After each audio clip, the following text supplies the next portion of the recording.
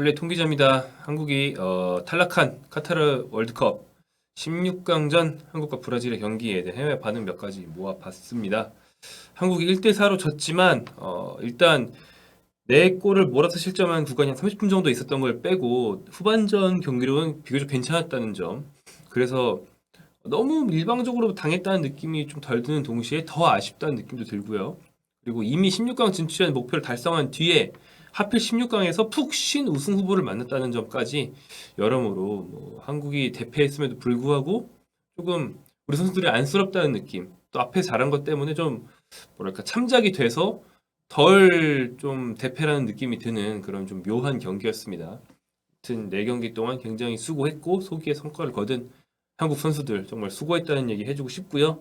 이번 대회에서 나타난 문제점들은 잘 수정하고 또 성과들은 우리가 성과를 계승하는 게 정말 약해요.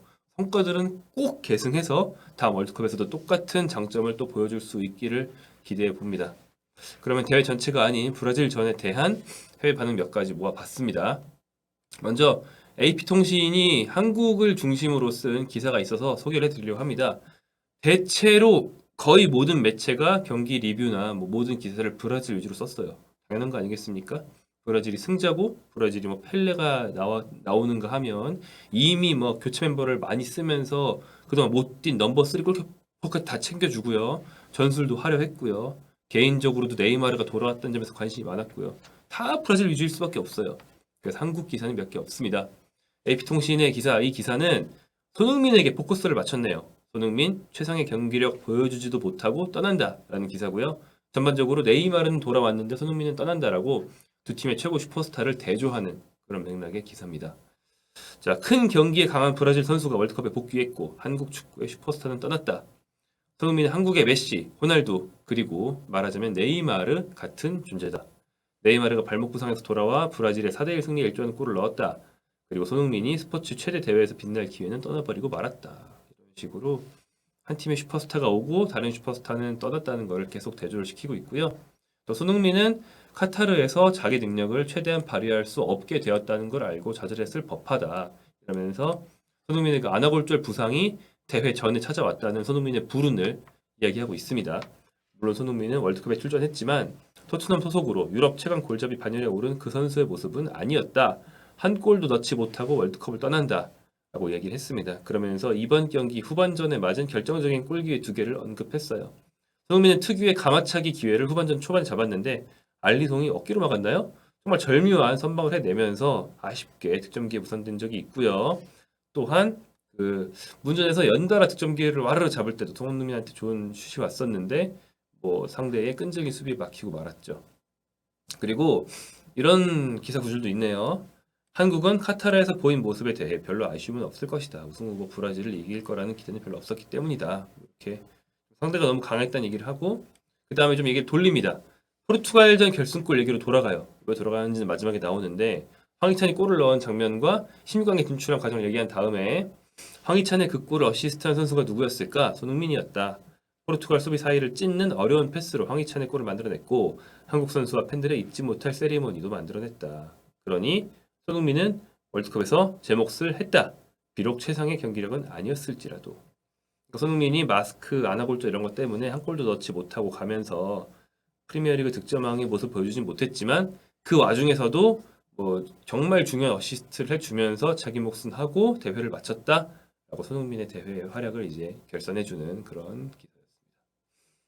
평점을 볼 텐데요. 평점을 2개 매치를 보겠습니다. 먼저 유로스포츠인데 유로스포츠 일단 브라질부터 나와서 브라질부터 봤어요. 브라질은 선발 선수 전원이 7에서 8 일괄적으로 받았습니다. 8점을 받은 건 티아고 시우바, 카세미로, 파케타, 네이마르, 비니시우스, 히샤를리송까지 6명이나 됐어요. 그중 맨 오브 더 매치로 꼽힌 건 히샤를리송인데 따로 이 매체는 이렇게 얘기를 했습니다. 토트넘 소속의 히샤를리송은 브라질 내에서 새로운 수준으로 뛰어올랐다. 뛰어난 개인 능력에 냉정한 마무리까지 조화를 이룬 골은 월드컵에서 가장 멋진 골 중 하나로 꼽힐 만하다. 이렇게 얘기를 했습니다. 히샤를리송의 그 득점이 확실히 물개 헤딩, 트래핑에 이어서 멋진 2대1 패스와 마무리까지 굉장히 좀 멋진 예술 점수가 높은 골이었던 건 맞습니다. 그리고 한국으로 갔는데 처음에 왜 6점이 이렇게 많아? 별로 낮게 주지 않았네라고 생각해서 보니까 전원 6점이에요. 이거 너무 무성의한 거 아닌가 싶고 영상을 만들고 있는 현재 시점까지 아마 한국 평점을 일괄적으로 6으로 써놓고 경기를 보다가 나중에 수정 안 하고 그냥 기사를 인터넷에 올린 것 같거든요. 여기 담당 기자분이 꼭 수정해 주길 바랍니다. 그래서 한국의 평점을 보기 위해서 보통 평점을 주는 다른 축구 전문 매체로 갔어요. 공신력이 막 높은 건 아니지만 우리가 자주 접할 수 있는 90 미닛으로 갔거든요. 근데 괜히 봤다라는 생각이 들기 시작했습니다. 왜냐하면 한국의 평점은 무려 낮은 선수가 2, 높은 선수가 5였기 때문입니다. 너무한 거 아니냐고. 후반전 잘했는데 너무한 거 아니야? 아무튼 김민재, 황인범, 정우영 3명이 팀 내 최저인 2점을 받았고요. 5점은 황희찬 1명뿐이었습니다. 그리고 제가 캡처한 그림은 없지만 교체 선수들이 대체로 더 높아요. 후반전에 교체 카드 많이 쓴 다음에 경기력이 올라가긴 했죠. 홍철이 4, 손준호가 5, 이강인이 4, 그리고 유일한 골을 넣은 백승호는 7입니다. 굳이 말하자면 한국 측의 맨 오브 더 매치는 백승호라고 보는 거라겠죠. 그리고 벤투 감독에 대해서는 3을 줬는데 이 평가가 좀 재밌네요. 한국은 너무 많이 뛰거나 너무 지나친 플레이를 했다. 벤투의 전술이 틀렸던지 선수들이 감독 지시를 안 따랐던지 둘 중 하나다 이렇게 얘기를 했네요. 확실히 한국 선수들이 그 실점을 막 하는 구간을 보면 평소 같지 않게 좀 차분한 수비를 하지 못하고 막 덤비고 그러니까 슬라이딩 태클하고 머리를 막 부딪히고 이렇게 하려다가 브라질 선수들이 쓱 빠져나가면서 계속 실점 위기를 연달아 맞고 주르륵 실점을 했거든요. 그 뒤에는 좀 그런 플레이를 자제한 걸 봐서는 한 30분 정도 좀 너무 들뜬 구간이 있었던 게 아닌가 싶어요. 그게 정말 치명적인 패배의 요인이 되고 말았습니다. 90 미닛은 브라질의 평점을 대체로 이제 7에서 9점 사이를 일괄적으로 줬고요. 9점을 받은 건 실바, 파케타, 비니시우스, 히샤를리송이었습니다. 스카이 스포츠로 가볼 텐데 스카이 스포츠는 당연히 이제 브라질 위주로 경기를 전반적으로 쫙 결산하는 긴 기사가 있거든요. 근데 그중에 재밌는 게 있습니다. 뭐냐면 브라질은 크로아티아와 가질 마라톤을 준비해야 할 것이라는 단락이 있어요. 한국보다 4시간 앞서서 경기가 시작됐던 크로아티아와 일본의 경기에서 크로아티아는 일본을 꺾고 8강에 진출했는데요. 크로아티아의 어떤 트레이드 마크와 같은 패턴, 무승부, 1대1 무승부 후에 승부차기에서 일본이 3명이나 막히는 그런 과정을 통해서 크로아티아가 8강에 올랐습니다. 그런데 이 기사를 보시죠. 크로아티아는 일본과 16강전에서 승부차기로 올라왔는데 승부차기에서 7경기 연속 승리 중이다. 지난 러시아 월드컵에서 16강, 8강 연속으로 승부차기를 통과한 크로아티아. 4강에서도 연장전까지 갔다. 그 밖에 이 팀이 최근 메이저 대회에서 치른 여러 승부차기고 쭉 얘기하면서 승부차기를 하면 안 졌다라는 걸 쫙 보여줘요. 그리고 이렇게 얘기합니다. 쉽게 떨어지는 팀이 아니다. 무슨 얘기입니까? 브라질이 자기네 상성이나 뭐 전력차를 떠나서 크로아티아를 만났다 하면 크로아티아는 무조건 연장 아니면 승부차기 간다. 그러니까 브라질 각오해라. 니네가 크로아티아를 이길 수 있지만 쉽게 이길 수는 없을걸? 그리고 승부차기까지 가는 건 엄대엄이다. 니네 알 수 없을걸? 이렇게 브라질이 다음 경기에 굉장히 고약한 상대를 만났다라고 이제 엄포를 놓는 그런 기사죠. 과연 크로아티아가 브라질을 상대로 이 브라질 미친 브라질의 공격력을 상대로도 0대 0이나 1대 1을 한 다음에 승부차기를 끌고 갈 수 있을지 이 점이 8강전의 관전 포인트라는 걸 짚어주는 그런 기사였네요. 개인적인 바람으로는 크로아티아도 최소한 5골 이상 넣고 대파해줬으면 좋겠는데 이렇게 된 이상 브라질이 토너먼트에서 가장 적은 점수차로 이긴 게 한국이면 안 될까요? 우승팀한테 지는 게 더 그렇습니다.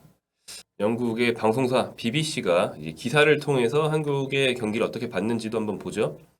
한국이 계속 싸우면서 브라질 골키퍼 알리송이 계속 성공하도록 만든 점은 굉장히 칭찬받을 만했다. 교체 투입된 백승호가 멋진 30야드 슛으로 이날 밤에 멋진 골 스페셜 한 골을 추가했다. 그 앞뒤에는 거의 다 브라질 얘기일 수밖에 없거든요. 하지만 그 사이에 한국의 멋진 플레이에 대한 좀 얘기가 좀 들어있고요.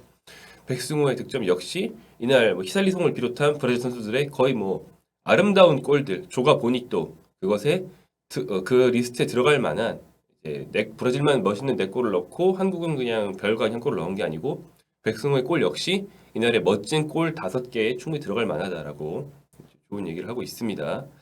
사실은 한국의 투지에 대해서는 굉장히 고평가를 하고 한국 역시 브라질만큼은 아니지만 많은 득점 기회를 만들었다는 점도 거론이 돼 있어요. 그런데 한국은 알리송에게 저지당했다라면서 브라질의 알리송 골키퍼를 잊지 말아라. 이 선수가 진짜 굉장하다는 걸 잊지 말아라는 점을 강조하고 있습니다. 다시 말하면 한국이 득점 기회를 많이 잡고 많이 만들었고 사실 경기를 아주 못한 건 아니었음에도 불구하고 알리송의 선방이 그만큼 막히면서 점수차가 이렇게 벌어졌다는 얘기가 되겠죠. 좀 읽어보겠습니다. 한국은 경기 대부분 압도당했지만 그럼에도 득점 기회를 많이 잡았다. 그 기회들은 세계 최고 골키퍼 중 한 명인 리버풀의 알리송을 향해야만 했다. 다들 네이마르와 공격진에게만 주목하는 건 뭐 그럴만한 일이지만 브라질은 최후의 수비라인 역시 이번 대회 누구와 견져도 떨어지지 않는다.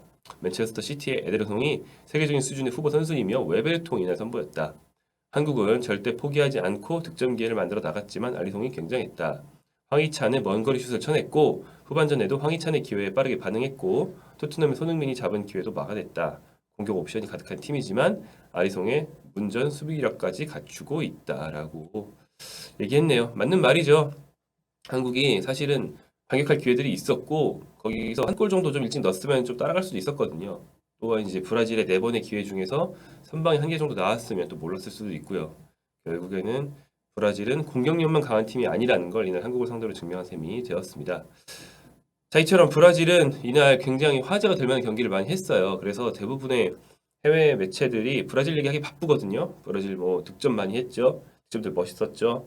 그리고 또 뭐 있습니까? 펠레 얘기 나왔죠. 치치 감독이 골 세레머니에 동참하면서 춤 많이 췄죠. 그리고 웨베르통까지 쓰면서 모든 후보 선수를 다 투입했죠. 브라질에 대해 할 말이 너무 많았기 때문에 사실은 한국에 대해서 할애할 수 있는 분량이 되게 적었던 게 사실이에요. 대부분의 기사에 한국 얘기가 좀 적지만 그럼에도 불구하고 한국에 대해 언급된 부분은 굉장히 용감하고 포기하지 않고 그리고 사실은 1대4라는 스코어에 비해서는 경기력이 좋았다. 근데 이제 브라질이 너무 잘 막았던 게 한국의 좋은 경기력을 좀 가렸다라는 시각으로 보는 매체들도 있다는 걸 알 수 있습니다. 굉장히 평점을 낮게 준 매체도 그럴만하지만 한국이 그래도 용감하게 잘했다라고 보는 매체들의 시각도 우리로서는 좀 눈여겨볼 만하고 왜냐하면 우리는 단순히 결과뿐 아니라 그 내용에서도 뭔가를 배워야 한다는 걸 벤투 감독과 함께한 4년 동안 많이 이제 깨달았기 때문이죠. 이번 대회에서 이긴 경기에서도 단점을 찾고 진 경기에서도 장점을 찾아가면서 앞으로의 4년을 또 준비하는데 이번 대회가 좋은 밑거름 됐으면 좋겠습니다. 태극전사들 수고하셨고요. 기왕 이렇게 된 거 브라질 우승했으면 좋겠습니다.